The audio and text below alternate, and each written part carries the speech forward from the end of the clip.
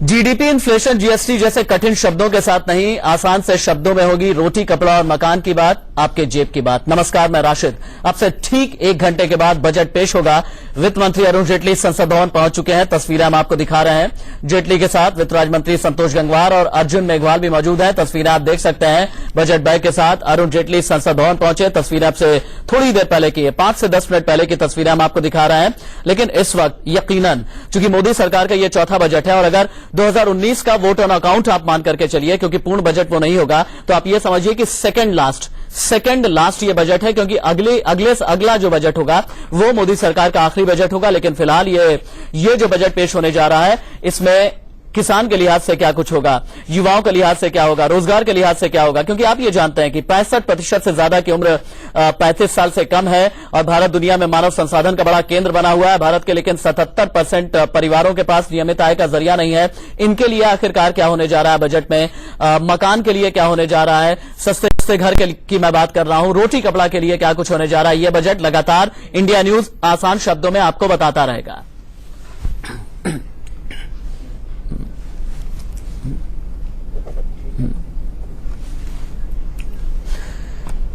और हिंदुस्तान का सबसे बड़ा पैनल इस वक्त इंडिया न्यूज पर मौजूद है। एक बार इंट्रोड्यूस कर देना चाहूंगा आपकी टीवी स्क्रीन पर। बिल्कुल सबसे बाईं तरफ से आप देखिए मेरे सहयोगी राजेश कुमार, मुंबई दलाल स्ट्रीट, जो कि हमें यह बताएंगे कि बीएसई और एनएसई में क्या चल रहा है, शेयर बाजार में क्या चल रहा है। और उनके ठीक बगल में जो तस्वीर आप देख पा रहे हैं वो है डॉक्टर रितेश मलिक की, इनोवेट जो कि स्टार्टअप वाली कंपनी है, उसके मैनेजिंग डायरेक्टर है। वरिष्ठ पत्रकार अवधेश कुमार हमारे साथ मौजूद है। पूर्व इनकम टैक्स कमिश्नर विश्व बंधु गुप्ता भी हमारे साथ मौजूद हैं। इसके अलावा रियल एस्टेट से जुड़े हुए लोग हमारे साथ में जुड़ेंगे, हमारे साथ केंद्रीय मंत्री भी जुड़ेंगे। इन सभी के साथ में बातचीत होगी। लेकिन बजट की कॉपी संसद भवन पहुंच चुकी है। इंडिया न्यूज के ब्यूरो चीफ राकेश कुमार सिंह की संसद भवन से यह रिपोर्ट देखिए। अब से कुछ देर बाद बजट पेश किया जाएगा और सभी लोगों की निगाहें, चाहे बात आम जनता की हो या खास आदमी की, सबकी निगाहें इस बजट पर टिकी हुई है, क्योंकि नोटबंदी के बाद ये पहला बजट होगा कि आखिरकार नोटबंदी के बाद सरकार आम आदमी को लेकर क्या ये राहत लेकर ये आता है बजट। और ये देख सकते हैं कि जो बजट की कॉपी है वो संसद भवन परिसर पहुंच चुका है और यहां पर आप देख सकते हैं कि इसको रखा जा रहा है और इसके बाद इसे अंदर ले जाया जाएगा। जहां तक राहत की बात है तो लोगों को काफी उम्मीदें हैं कि टैक्स में छूट की जो मौजूदा सीमा है उससे बढ़ाया जा सकता है। साथ ही साथ जो सरकार बजट में नए टैक्स स्लैब का भी ऐलान कर सकती है। इंश्योरेंस प्रीमियम और बच्चों की पढ़ाई पर मिलने वाले टैक्स छूट का दायरा बढ़ाया जा सकता है। मनरेगा के तहत आवंटन जो रकम है उसको भी बढ़ाए जाने की उम्मीद है। प्रधानमंत्री फसल बीमा योजना के लिए ज्यादा रकम का आवंटन किया जा सकता है। एमएसपी से कम दाम पर फसल बेचने वाले किसान के लिए पैकेज का ऐलान संभव है, क्योंकि किसानों का मुद्दा काफी अहम है और उम्मीद की जा रही है कि किसानों को इस बजट में तोहफा के रूप में कुछ छूट दिया जा सकता है। तो खास तौर पर सभी लोगों की निगाहें टिकी हुई हैं और जिस तरह से ये बजट है वो काफी अहम है मोदी सरकार के लिए, क्योंकि इस बजट से आम आदमी को काफी उम्मीदें हैं। लेकिन ये देखना काफी महत्वपूर्ण होगा कि जब वित्त मंत्री अरुण जेटली इससे पेश करेंगे तो क्या आम आदमी और खास आदमी को कितना राहत मिलता है। कैमरामैन सुरेंद्र रावत के साथ राकेश कुमार सिंह, इंडिया न्यूज, संसद भवन, दिल्ली। आप ये समझिए कि 92 साल के बाद इतिहास बदल जा रहा है, क्योंकि रेल बजट अलग से पेश होने नहीं जा रहा। रेल बजट को यूनियन बजट में ही मर्ज कर दिया गया है। एक बार फिर से मैं इंट्रोड्यूस करा देना चाहूंगा मेरे पैनल, मेरे तमाम सहयोगी रिपोर्टर्स जो अलग अलग जगहों से हमें लाइव रिपोर्ट कर रहे हैं। आप देखिए टीवी स्क्रीन पर बिल्कुल एक्सट्रीम बाईं तरफ से देखिए राजेश कुमार मुंबई से रिपोर्ट कर रहा है। दिल्ली के विजय चौक से राकेश कुमार सिंह और रितेश स्टार्टअप के बारे में बात करेंगे। जर्नलिस्ट वरिष्ठ पत्रकार अवधेश कुमार हमारे साथ में हैं और विश्व बंधु गुप्ता पूर्व इनकम टैक्स कमिश्नर हमारे साथ में मौजूद है। पहला सवाल जो होगा मेरा राकेश आपसे होगा। अभी वित्त मंत्री चूंकि संसद भवन पहुंच चुके हैं, अब अगले लगभग 50-55 मिनट क्या होगा? कैबिनेट की मोहर कब तक लग जाएगी?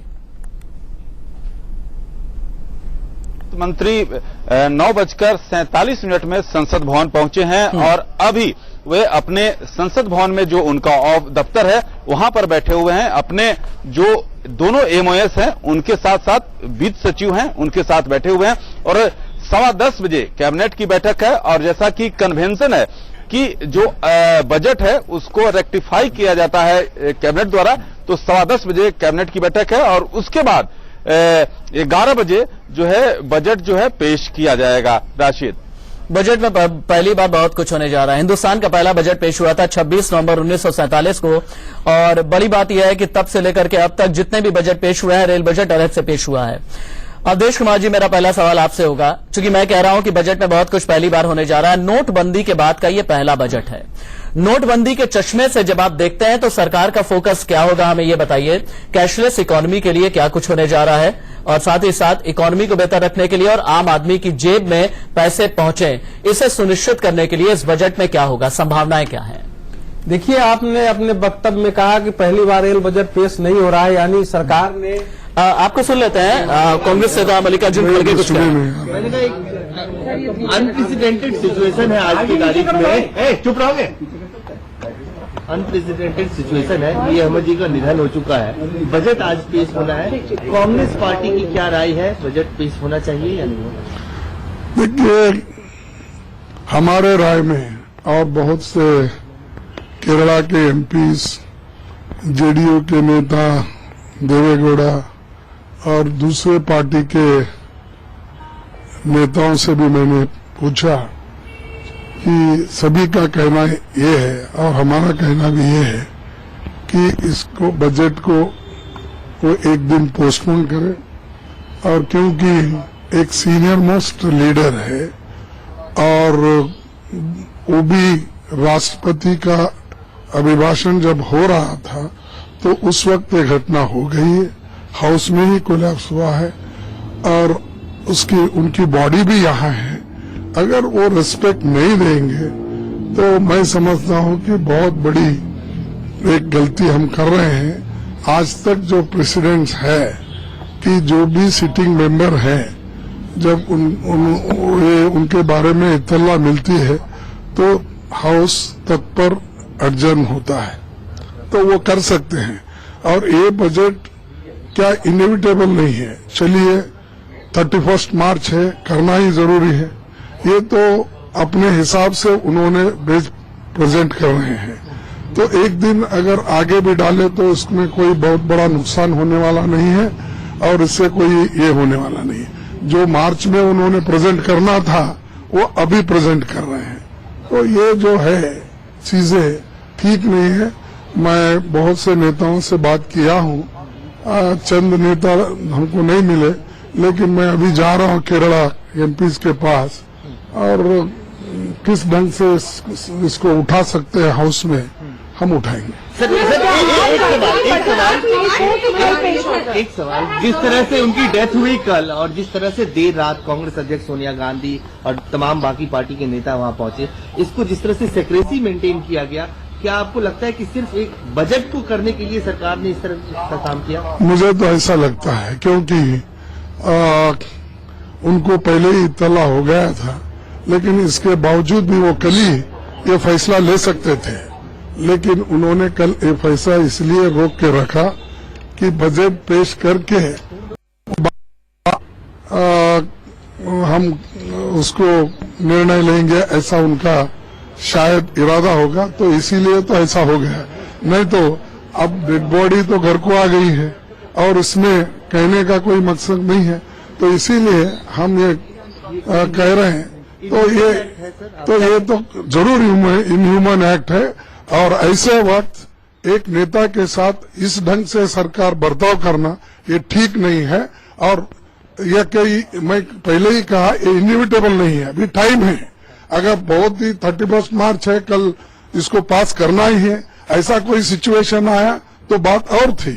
तो समय बहुत है, दिन बहुत है, बजट पेश करते कल भी, लेकिन उन्होंने इसको नकार दिया, अपने तरीके से वो काम कर रहे हैं। joined by senior leader of the No, I have to go. House. I have to go. Lok Sabha में कांग्रेस संसदीय दल के नेता मल्लिकार्जुन खड़गे को सुन रहे थे आप। पूर्व रेल मंत्री मल्लिकार्जुन खड़गे, जिनका यह कहना था कि ई अहमद के निधन के बाद आज बजट पेश नहीं किया जाना चाहिए था, आज की बजाय कल बजट पेश कर दिया जाना चाहिए था। कर्नाटक से आते हैं मल्लिकार्जुन खड़गे। केरल से आते थे ई अहमद, जिनका निधन हो गया, रात 2:15 बजे के आसपास निधन हुआ। और इनका कहना यह है, कांग्रेस की मांग यह है कि आज बजट नहीं पेश किया जाना था। हम एक बार फिर से अपनी चर्चा की ओर आगे बढ़ते हैं। अवधेश जी, आप कुछ कह रहे थे। नहीं, आपने नोटबंदी पर प्रश्न किया है। देखिए, कल के आर्थिक सर्वे में नोटबंदी के बारे में ये कहा गया है कि नोटबंदी से ग्रोथ और जॉब दोनों पर असर पड़ा है। मतलब विकास पर असर पड़ा है, रोजगार सृजन पर असर पड़ा है। उसके लिए 4 उपाय भी बताए गए हैं कि नोटबंदी के जो प्रभाव है उनसे निपटने के लिए क्या क्या करना चाहिए।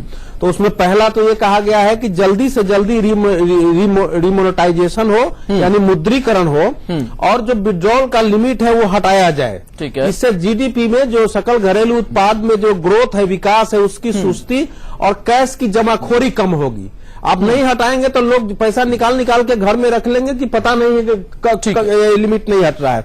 दूसरा उसमें कहा गया है कि डिजिटलाइजेशन जो है उसको रफ्तार दिया जाए, लेकिन वो धीमे धीमे हो और इंसेंटिव के साथ हो। ठीक है। तो जाहिर है 2 बात। तीसरी बात जो कही गई है कि अब नोटबंदी के बाद जीएसटी में लैंड और रियल एस्टेट को ले आया जाए, ये भी उसमें कहा गया है। चौथा ये है, यहीं पर रोके।